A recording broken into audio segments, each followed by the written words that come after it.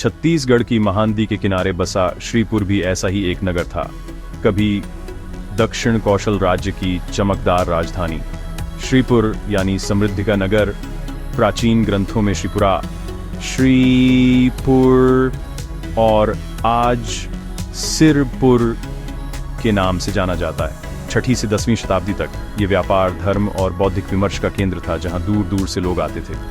यहाँ के राजा रानी कला और वास्तुकला के संरक्षक थे, जिन्होंने भव्य इमारतें बनवाई और विचारों का संगम रचा। श्रीपुर में भिन्न भिन्न धार्मिक और दार्शनिक परंपराएं साथ साथ फली फूली, जिससे यह शिक्षा और संस्कृति का केंद्र बन गया।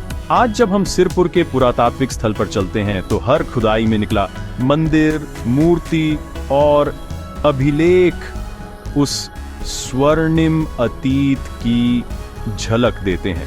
श्रीपुर की कहानी भारत की प्राचीन विरासत की गहराई और विविधता को उजागर करती है, एक ऐसा अध्याय जो आज भी हमें खोजने के लिए आमंत्रित करता है। श्रीपुर की प्रमुखता 6ठी शताब्दी में सरभपुरीय वंश के शासन से शुरू हुई, लेकिन इसका स्वर्ण युग पांडुवंशी राजाओं के समय आया। 6ठी से 10वीं शताब्दी तक यह दक्षिण कौशल राज्य की राजधानी रहा, आज के छत्तीसगढ़ और पश्चिमी ओडिशा का हृदय।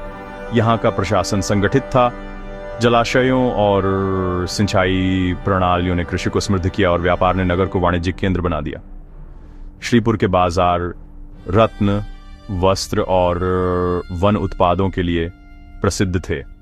शिक्षा के क्षेत्र में यहाँ बौद्ध विहार विश्वविद्यालयों की तरह कार्य करते थे, जहाँ दूर देशों से छात्र आते थे।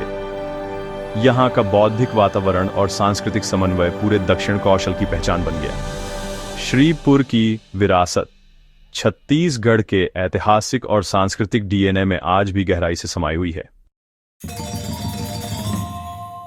श्रीपुर धार्मिक सौहार्द और सांस्कृतिक समन्वय का अद्भुत उदाहरण था। यहाँ हिंदू, बौद्ध और जैन धर्म साथ साथ फले फूले और शासकों ने सभी परंपराओं को संरक्षण दिया। कला और वास्तुकला में धार्मिक प्रतीकों का मिश्रण आम था। बौद्ध विहारों में हिंदू देवी देवता, मंदिरों में बौद्ध ने एक अनूठी कलात्मक भाषा विकसित की, जो आध्यात्मिकता और विविधता का उत्सव थी। श्रीपुर संगीत, नृत्य और साहित्य का भी केंद्र था, जहां सार्वजनिक जीवन में हर वर्ग भाग ले सकता था। यहाँ का सौहार्द शासकों की दूरदर्शिता और समाज की परिपक्वता का प्रमाण था।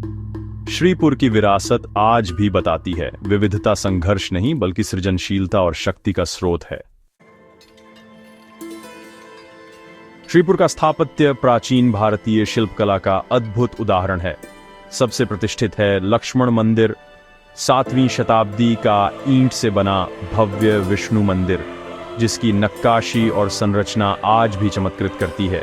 यहाँ विशाल बौद्ध विहारों का परिसर भी मिला है, जिनमें भिक्षुओं की कोठरियां, सभागार और मूर्तियां शामिल हैं। आनंद प्रभु कुटी विहार और स्वस्तिक विहार जैसे मठ श्रीपुर के बौद्धिक जीवन के केंद्र थे।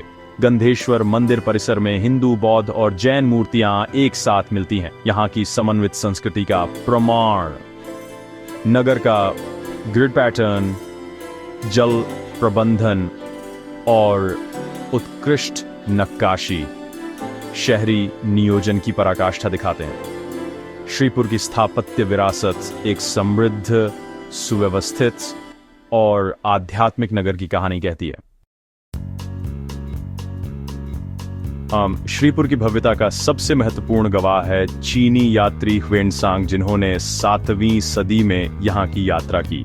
उन्होंने इसे एक विशाल, समृद्ध और बौद्ध धर्म के केंद्र के रूप में वर्णित किया। ह्वेनसांग के अनुसार यहाँ 100 से अधिक मठ थे, जिनमें 10,000 भिक्षु रहते थे।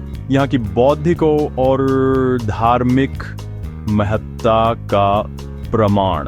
उन्होंने राज्य के राजा को क्षत्रिय और कट्टर बौद्ध बताया, जो सभी धर्मों को संरक्षण देते थे। ह्वेनसांग का विवरण पुरातात्विक प्रमाणों से मेल खाता है। श्रीपुर में धार्मिक सौहार्द और शिक्षा का उत्कृष्ट प्रयासक था। उनके शब्द आज भी श्रीपुर के खंडहरों को जीवंत बनाते हैं। ये नगर केवल क्षेत्रीय राजधानी नहीं बल्कि अंतर्राष्ट्रीय ख्याति का केंद्र था।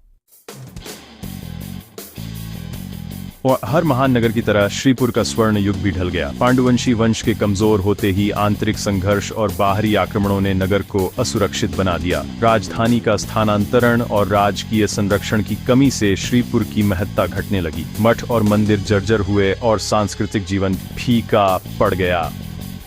महानदी की बाढ़, दौड़ाव और संभवतः भूकंप ने नगर को और क्षति पहुंचाई। धीरे धीरे जंगल ने श्रीपुर को ढंक लिया और उसकी स्मृति लोककथाओं में सिमट गई।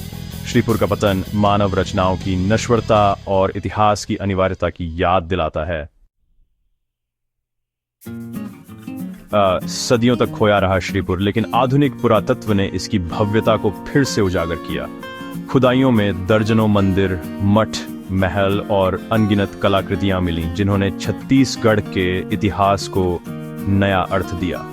लक्ष्मण मंदिर, बौद्ध विहार और मूर्तियां प्राचीन भारतीय कला और शहरी नियोजन के अध्ययन के लिए अनमोल हैं। यहाँ खुदाई और शोध लगातार जारी है। हर नई खोज अतीत की एक नई कड़ी जोड़ती है।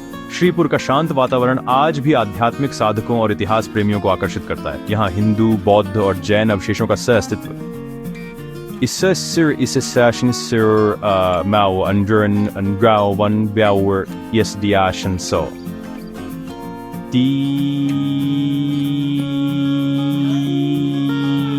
स्थल बनाता है। श्रीपुर अब भारत के सबसे महत्वपूर्ण ऐतिहासिक स्थलों में गिना जाता है। एक खोया हुआ नगर जो फिर से मिल गया है।